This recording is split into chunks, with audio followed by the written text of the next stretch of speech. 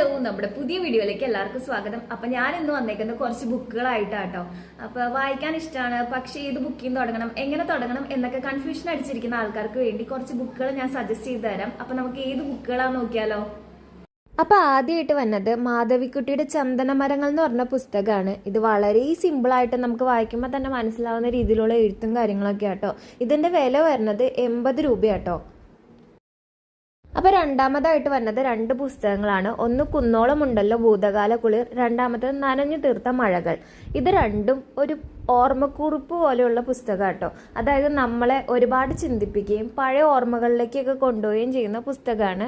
നമുക്ക് ഒരുപാട് റിലേറ്റ് ചെയ്യാൻ പറ്റുന്ന തരത്തിലുള്ള ഒരു ബുക്കാട്ടോ. കാരണം നമുക്കും ഇത് വായിക്കുമ്പോൾ നമ്മളുടെ ജീവിതമായിട്ട് കുറേ റിലേറ്റ് ചെയ്യാൻ പറ്റുന്ന സന്ദർഭങ്ങളൊക്കെ ഇതിൽ വന്നു പോകുന്നുണ്ട് കേട്ടോ.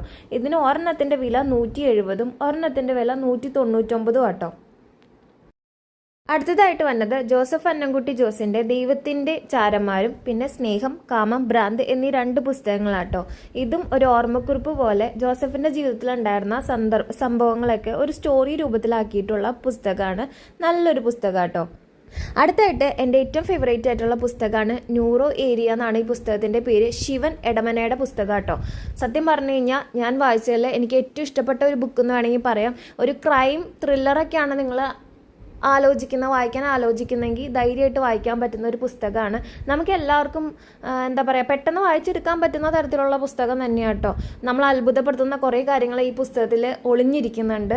ഒരു ഹോസ്പിറ്റലും അതിൻ്റെ ഉള്ളിൽ നടക്കുന്ന കുറച്ച് കൊലപാതകങ്ങളും അതുമായിട്ട് അന്വേഷണവും കാര്യങ്ങളായിട്ട് നടക്കുന്ന ഒരു കഥയാട്ടോ. ഒരു മനുഷ്യന് ഏറ്റവും പ്രധാനം സെൽഫ് റെസ്പെക്റ്റും സെൽഫ് ലവും ആണെന്ന് നമ്മൾ പഠിപ്പിക്കുന്ന തരത്തിലുള്ള ഒരു പുസ്തകമാണ് ഏറ്റവും പ്രിയപ്പെട്ട എന്നോട്. ഈ ഒരു ബുക്ക് വായിച്ചിട്ട് വേണോ നിനക്ക് സെൽഫ് റെസ്പെക്റ്റും സെൽഫ് ലവും ഒക്കെ നമ്മളോട് തന്നെ തോന്നാൻ എന്ന് ചിന്തിക്കുന്നവരോട് ചില സാഹചര്യങ്ങളിൽ നമുക്കൊരു ബുക്കിൻ്റെ സഹായം തന്നെ വേണ്ടി വരും കേട്ടോ. എനിക്ക് അങ്ങനെ ഒരു സെൽഫ് റെസ്പെക്റ്റ് എന്നിൽ ഉണ്ടാക്കിയെടുക്കാൻ പറ്റിയൊരു പുസ്തകമായിരുന്നു ഏറ്റവും പ്രിയപ്പെട്ട എന്നോട്. അപ്പോൾ ഇത്തരം ബുക്കുകൾ തുടക്കക്കാരായ ആൾക്കാർക്ക് വായിക്കാൻ പറ്റിയിട്ടുള്ളതാണ്. അപ്പോൾ നിങ്ങൾ എന്തായാലും ട്രൈ ചെയ്ത് നോക്കൂ കേട്ടോ.